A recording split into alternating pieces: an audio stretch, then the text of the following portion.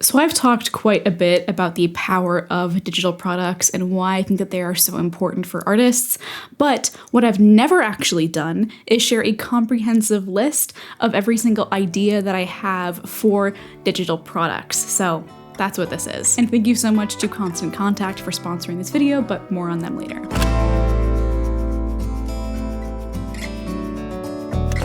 Number 1 are phone and device wallpapers. This is a rare example on this list of a case where you can really just like take the art that you've already made and very easily, with minimal effort, make it into a product. For most of the items on this list, you're probably going to want to make art specifically for this product, but not so with phone wallpapers. You could sell this on Etsy, your own online store, on your Patreon, even if you wanted to offer it there as a perk, but I'm imagining this is a very simple phone or device wallpaper with your art on it, and people like this kind of thing. You could just sell this for maybe a couple bucks and start making a little bit of money here and there on it. Number 2 are app icons. This is a little bit harder, I think, right? Because you have to make these icons pretty custom for all of the apps. I have noticed this trend really take off on platforms like Etsy recently, where people are offering these really cute, just like custom icon packs for your devices.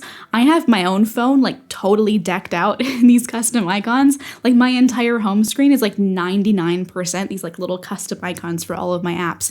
And it like perfectly is color coded and like coordinated with my phone wallpaper, so it works perfectly. Honestly, a real move here could be to release a like custom app icon set with wallpapers that are like matching and go together, that are the same art style, the same theme, etc. I would recommend, if you wanted to get started with this, to check out all the really popular apps in the App Store. Go for like mainstays like your calendar, your calculator, your messaging apps like Spotify, stuff like that. Stuff that people use like all of the time, and then maybe slowly release updates where you cover people's requests.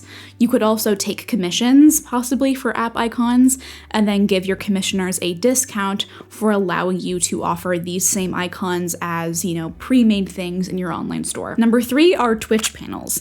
I have a whole host of ideas for streamers and more online content creators that I will explore in a minute, but Twitch panels are those things that are like my gear or like donate link that you see on Twitch streamers, like their profiles. People really like to deck things out and have them super customizable, and I have seen so many stores on platforms like Etsy again offer stuff like this. I think it is a really good avenue if you wanted to maybe get your art in front of people that watch streamers.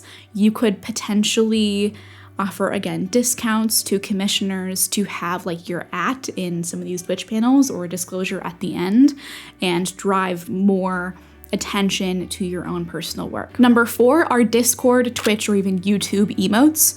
I have personally commissioned a whole host of emotes for my own Discord server, the Studio Lounge, and I really, really enjoy that process.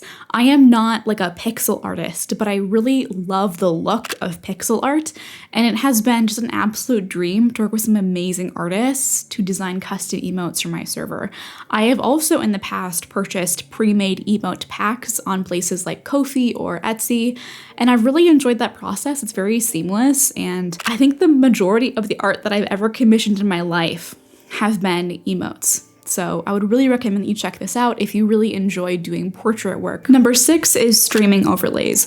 Going along with my idea for number 3, Twitch panels, streaming overlays are geared towards streamers, either on Twitch, Kick, YouTube, wherever people are streaming nowadays.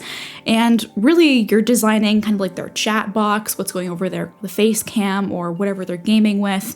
You could even do like alerts.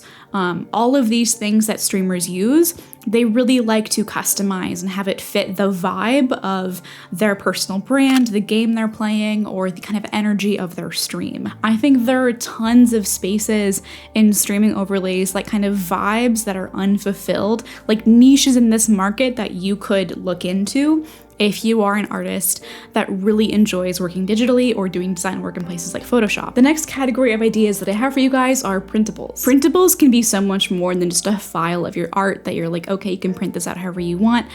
I generally think that doing that is a bad idea. I think you should design printables with a specific purpose in mind, like create art that has a reason to exist. My first idea here are coloring pages. So when I say coloring pages, you might be thinking of like children's coloring pages, but adult coloring pages are really popular. And if you do this well, if you try to find a certain niche that doesn't have a lot of, people creating for it, then really consider doing that. I remember during the pandemic, there was this artist that I love. She's a risograph artist, Natalie Anderson, and she released this like pack of digital wallpapers that you could use, like, you could print them out and use them, or you could use them in Procreate. And I bought this set and I used it so much in the beginning of the pandemic because it was so much fun to like play around with her line art and add like my colors to it.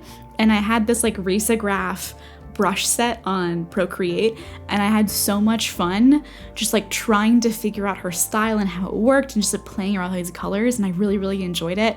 I know that AI has probably entered in the coloring pages space and probably has saturated that market a little bit, but I really do sincerely believe that quality content will rise to the top if you give it time. So I don't know, I still think it's a thing worth pursuing possibly. My next idea here is stationery. You might be thinking to yourself, I don't like stationery if it's digital, but digital planners are a whole thing. People love using apps like GoodNotes or Notability for digital stationery. They have like bullet journals that are all on their iPads. And even still, you can just like print stuff out. So for this idea, I'm thinking of things like to-do lists, grocery lists, weekly planning sheets, regular stationery, even like thank you cards, little like notes, like post-it note kinds of things. You could have a lot of fun with this. I've seen a lot of artists offer similar awards to this on their Patreons, for example. Like I think Radia Rahman had like a recipe card printable that she offered, as well as like some calendar and to-do list printables. You could also design things like calendars or recipe cards that you can have people print out. And all of these are just like really fun little product ideas that you can have some fun playing around with. For my next set of ideas, I specifically had digital artists in mind.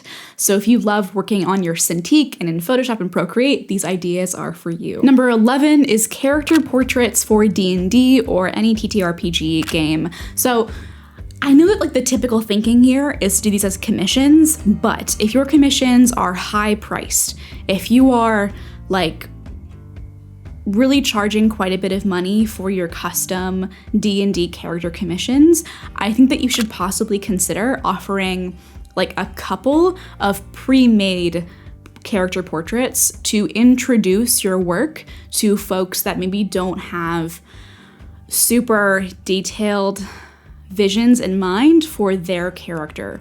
You could offer, I don't know, like preset portraits for tiefling bards or half-orc clerics or something, but you could offer these pre-made character portraits for folks that are looking to have just like something sort of custom for their character, but they don't have maybe the budget yet to commission a full portrait from you. These could be amazing portfolio pieces, and you could also potentially offer a discount to your commission clients for the permission for you to offer their commission as a custom portrait. This might be a little bit controversial or something, but I think it is an interesting thing to think about and possibly explore if you do need to be able to meet the needs of those lower budget customers. My next idea is the pretty common and I think expected idea for me to have, which are brushes for digital art software. I feel like everyone and their mom has their own custom digital brush set, but I think it's still a solid idea. Yes, the brush does not like make or break your piece per se, but I think especially like fans of artists and like artists that are really admiring you would really, really appreciate and be interested in a custom brush set, especially if you are able to, I don't know, like have a really unique technique that you use in your work. You could sell that to folks in a brush set. And again, I don't think you're selling your secrets here. I don't think you're selling like the bread and butter of your work. Your work is still your own. The brush does not like immediately make someone an expert in your style. But if you are willing to share this with the community, I think it could be a really interesting value add for an audience. The next idea that I have here are Photoshop actions. So again, if you have a really like kind of specific or particular technique that you use in your work that is repeatable, that you can kind of package as a Photoshop action, which is a specific file type, then you could sell that to folks. I have seen Photoshop actions be really popular on platforms like Creative Marketplace. That could be an option for you to sell this stuff, but you could also offer it on your own website or really wherever you wanted. There's no, I think, rules here for digital products. But yeah, if you have like a custom technique that you use in platforms like Photoshop, I think that you should consider offering that to people. My next idea are mockups. So mockups are a little bit harder, but I've seen some really interesting movement in this space. Specifically, this one artist, Jessica Elena, I have seen her like sketchbook mockup pop up all over my Instagram feed, and I love it. I wish that more artists offered, or like more people in general just offered like mockups of sketchbooks for digital artists. I personally, not gonna lie, I kind of don't love working in a sketchbook, but I do love sketching on my iPad, like so much. And I think that like I would just get so much visceral satisfaction from it if I could draw on my iPad and have it look like I am drawing in a sketchbook when I share it on places like Instagram. I think that could be awesome. You could like play up different kinds of sketchbooks, different backgrounds, different paper types, make it super customizable. You could also make mockups for literally whatever you wanted. Maybe you have like really good pictures of mugs that you could offer as mockups. Look up like how to make a mockup. Obviously, you want to probably think about making your mockups as various like smart objects in Photoshop, but you could also explore different ways to make mockups. Maybe you're like really good at taking pictures of your work. You could make mockups of canvas or art in frames and have people able to replace just a blank layer with their art, and suddenly they have a very professional looking mockup. I recently completely redid my online shop, and I relied so heavily on mockups to easily create professional looking photos and like kind of presentations of my work and my products. And I'm so happy that these like things exist out there in the world, and I think that there should be more of them specifically for us artists, and who better to create that than artists ourselves. But before we get into the rest of my ideas here, I do want to thank the sponsor of this week's video, Constant Contact. When you are ready to start selling these products, you're going to need to be able to market them, and Constant Contact is perfect for that. A product is only as good as your marketing efforts. That's where Constant Contact comes in. Constant Contact has all of the tools you need to grow your small business and make your marketing go so much smoother. What started out as email marketing has grown into a robust digital marketing solution that covers just about every need that you could have. Their email marketing editor allows you to create emails that look great on every device and gives you an enormous amount of customizability to ensure that your message hits the right audience. They have so much data, it's insane. And I know that AI is a little bit of a controversial topic sometimes in the art community, but Constant Contact's AI content generator, developed using their own proprietary data, is a massive help when it comes to writing the copy of your emails or social media captions. And did I mention that you can post to Facebook, Instagram, Twitter, etc., all in one click using Constant Contact? Yeah, you can do that. Start your risk-free trial today and use my promo code KelseyR for 30% off your first 3 months as a paying subscriber. Just click the link in the description to get started. The next category of ideas that I have for you guys are more geared toward illustrators and graphic designers. All of these ideas basically could live on a platform known as Creative Marketplace. Creative Marketplace is honestly the kind of my go-to place to purchase like kind of assets for my design work. These videos or my website, I go there to purchase fonts, overlays, like cool backgrounds. So all of these ideas you could sell there if you are not someone that's interested in developing an audience. So number 15 is textures.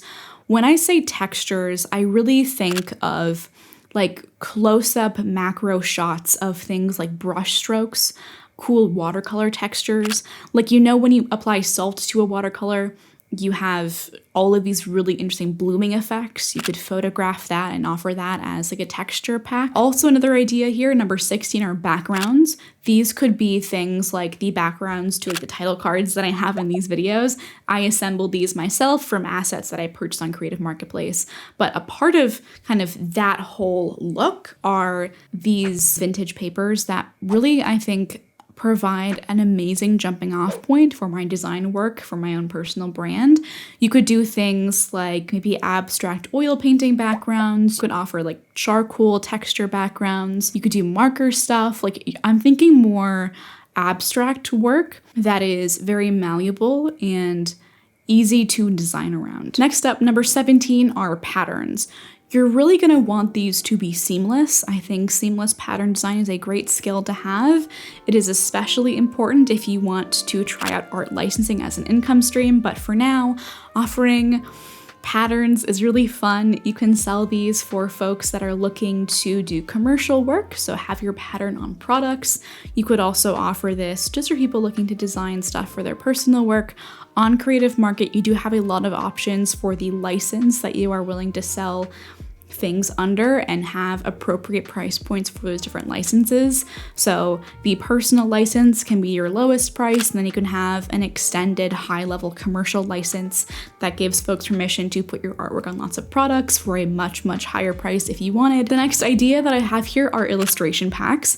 For this, you can really do whatever. Like really sincerely, you can do whatever. I have seen so many amazing, just gorgeous illustration packs on Creative Marketplace and honestly all over the internet that are really geared toward small businesses and just like little companies or even solo entrepreneurs looking to level up their branding. So let's say that you wanted to design an illustration pack that's really geared toward like a slightly feminine, flowery, Western aesthetic. Or maybe you wanted to design an illustration pack for, I don't know, like a witchy candle company or something. You could really go all out and design an illustration pack that is geared toward a particular kind of business, or you could go broad and go for an aesthetic. These can really be kind of whatever you want, and you don't have to have like a specific market in mind to be able to make these. The next idea on my list is design elements. You could design really simple elements for folks looking to do design work. I'm thinking graphic designers looking to have